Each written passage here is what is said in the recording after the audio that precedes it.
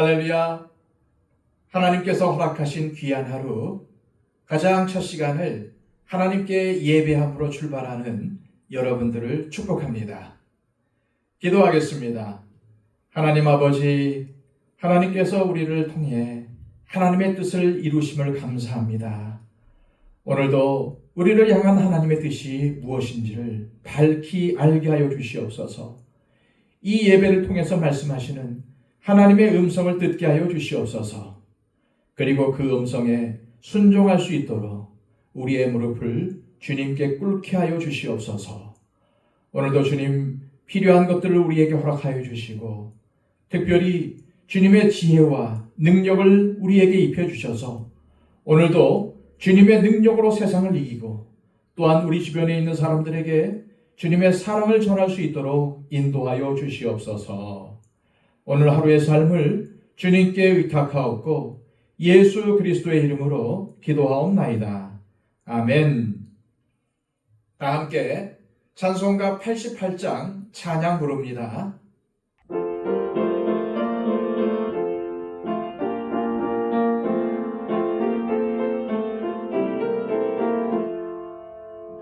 내 진정 사모하는 친구가 되시는 구주 예수님은 아름다워라.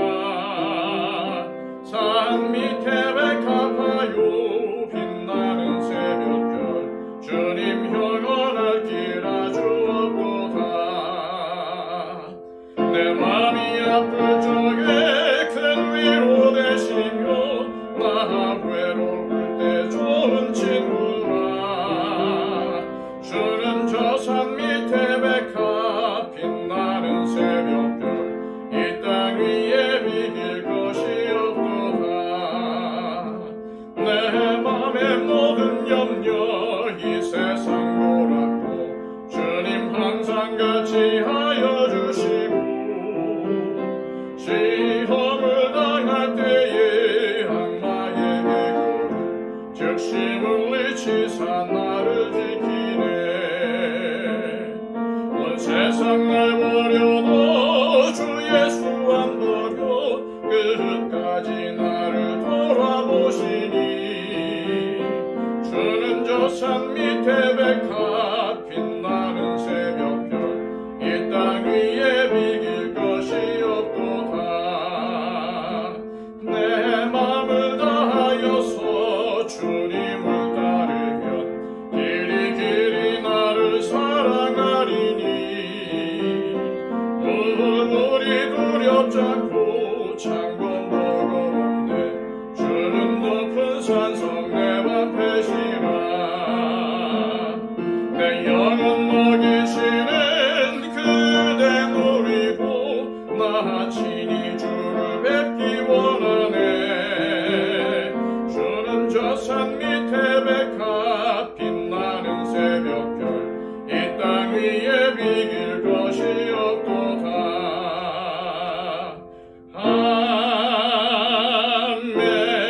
아멘. 이 시간 우리에게 주시는 하나님의 복된 말씀은 신약성경 요한계시록 6장 1절 말씀입니다. 신약성경 404쪽입니다. 내가 보매 어린 양이 7인 중에 하나를 떼시는데 그때에 내가 들으니 네 생물 중에 하나가 우레소리같이 말하되 오라 하기로. 아멘. 오늘부터 우리는 어린 양이 7인으로 봉해진 두루마리의 인을 떼심으로 이 땅의 심판이 시작이 되는 6장을 묵상하게 되었습니다. 우리가 6장을 보기 전에 우선 요한계시록의 전체적인 내용을 정리할 필요가 있습니다. 1장은 요한계시록의 내용이 어떠한 내용인지를 규명해주는 말씀들이었습니다. 요한계시록은 반드시 속히 일어날 일들을 알게 하시려고 주님께서 요한에게 보여주신 말씀입니다. 그리고 요한계시록의 핵심 내용은 5장에 등장하는 7인으로 봉해진 두루마리입니다. 또한 그 임봉된 두루마리의 인을 떼시기에 합당하신 분은 어린 양이신 예수 그리스도이십니다. 그런데 이 메시지를 들어야 할 대상이 누구입니까? 7교회로 상징되는 모든 세대의 교회들입니다. 그리고 이 내용들은 앞으로 반드시 그리고 속히 일어날 일들입니다. 앞서 살펴본 4장 1절에는 주님께서 요한을 하늘 보좌로 부르시고 마땅히 일어날 일들을 보이시겠다고 말씀하십니다. 그리고 반드시 속히 일어날 일들이 바로 6장부터 기록된 내용들인 것입니다. 요한계시록 2장과 3장이 그 말씀을 들어야 할 대상을 의미한다면 4장과 5장은 그 말씀이 하늘 보좌에서 시작되었다는 것을 말해줍니다. 그리고 그 하늘 보좌에서 시작된 심판의 메시지는 고난 속에서도 믿음을 지킨 성도들의 기도를 반영하고 있습니다. 그러므로 이 말씀을 들어야 할 대상은 불신자들이 아니라 성도들, 즉 교회들이라는 점과 이 일들이 아직 일어나지는 않았지만은 반드시 속히 일어날 일들이라는 점을 기억하면서 요한계시록을 읽어 나가야 할 것입니다. 또한 어린 양이 7인을 떼시는 이야기가 6장부터 시작이 됩니다. 그리고 8장에 가면 마지막 7째 인을 떼시는데 그때 새로운 상황으로 전개된다는 점에 주목하시길 바랍니다. 8장 1절은 하늘이 반시간쯤 고요하다고 말씀하고 있습니다. 그 고요는 성도들의 기도를 들으시는 숨막히는 고요입니다. 그리고 우리가 오늘부터 묵상할 6장 마지막 절에는 진노의 큰 날이 이르렀으니 누가 능히 서리요 하고 질문합니다. 그리고 그 질문에 대한 답변이 7장에 주어집니다. 바로 14만 4천 명으로 상징된 능히 셀 수 없는 흰옷을 입은 큰 무리가 바로 그 심판 앞에서도 의연할 수 있는 사람들이라고 답변하는 것입니다. 그리고 7째 인이 떼어지기 전에 다시 성도들의 기도가 반영이 됩니다. 그런 후에 7째 인은 7 나팔 심판이라는 새로운 양상을 불러옵니다. 나팔을 분다는 것은 위기가 임박했다는 것을 의미합니다. 이는 심판으로 인한 재앙의 강도가 점점 더 세지는 것에서도 잘 드러나는 것입니다. 그리고 11장 15절에는 7번째 나팔이 부러지는데 그 나팔은 바로 심판으로 이어지지 않고 새로운 국면, 즉 진노의 7대접이 부어지는 상황으로 이어집니다. 나팔이 경고를 의미한다면 대접이 쏟아진다는 것은 더는 기회도 없고 심판을 피할 수 없다는 것을 의미하는 것입니다. 그런데 뒤에 살펴보겠지만은 6번째 천사가 나팔을 불었을 때 9장 20절에서 21절은 이렇게 논평을 합니다. 이 재앙에 죽지 않고 남은 사람들은 손으로 행한 일을 회개하지 아니하고 오히려 여러 귀신과 또는 보거나 듣거나 다니거나 하지 못하는 금, 은, 동과 목속의 우상에게 전하고 또 그 살인과 복술과 음행과 도둑질을 회개하지 아니하더라. 여기서 우리가 주목해야 할 것은 나팔 신호, 즉 경고가 울려 퍼졌어도 사람들이 회개하지 않았다는 점입니다.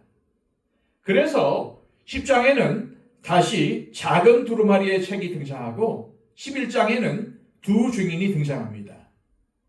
이 두 증인은 재앙 속에서도 살아남은 자들에게 마지막으로 예언하는데 이들이 예언하는 1260일은 기회의 시간입니다.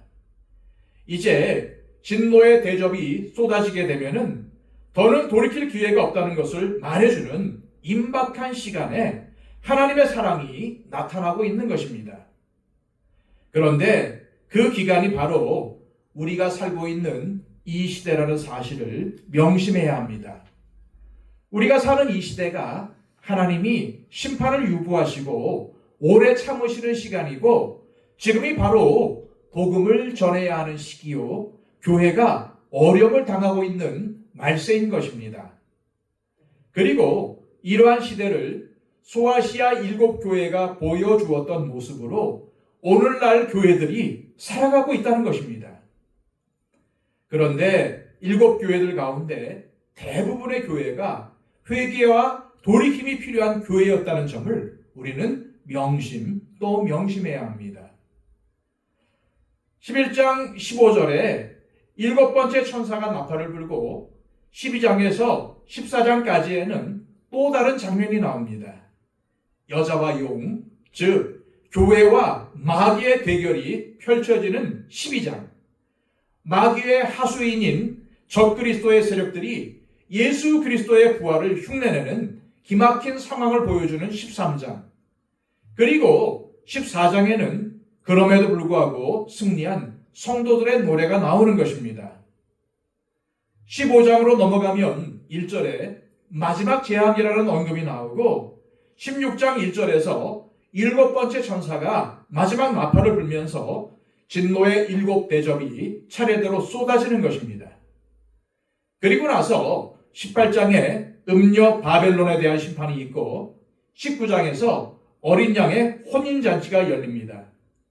그리고 마침내 마귀와 그 세력들이 완전히 패망하고 거룩한 성 새 예루살렘이 나타나는 것입니다. 그러므로 요한계시록의 성격은 잘못된 길로 가고 있는 교회와 성도들에게는 경고와 회개의 메시지요, 충성된 삶을 살고 있는 교회와 성도들에게는 소망과 격려의 메시지인 것입니다.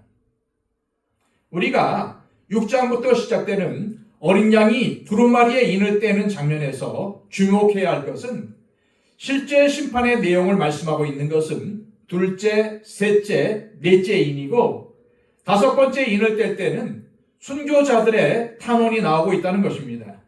그리고 6번째 인을 뗄 때는 질문이 나옵니다. 어린 양이 인을 뗀다는 것은 반드시 속기되어질 일들이 시작되고 있다는 의미가 강합니다. 그러면서 6번째 인을 뗄 때 땅의 임금들, 왕족들, 장군들, 부자들, 힘 있는 자들이 굴과 산들의 바위 틈에 숨어서 산들과 바위들에게 우리를 숨겨달라고 비는 상황이 발생합니다. 이는 주님의 심판이 시작되면은 권세도 능력도 돈도 그 어느 것도 이 심판으로부터 이들을 보호해 줄 수 없다는 사실을 경고하는 것입니다. 그러면서 이들은 이 진노의 큰 날에 누가 이 진노를 면할 수 있겠느냐고 탄식합니다. 그러나 우리는 이 질문의 답을 알고 있습니다. 누굽니까? 끝까지 믿음으로 견딘 사람들입니다.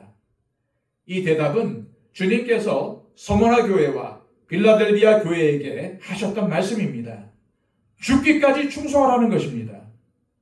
따라서 어린 양이 봉인된 인을 하나씩 떼시는 인 심판의 핵심은 힘 있는 자, 권세 있는 자가 탄식하며 질문한 것에 있다고 보아야 합니다.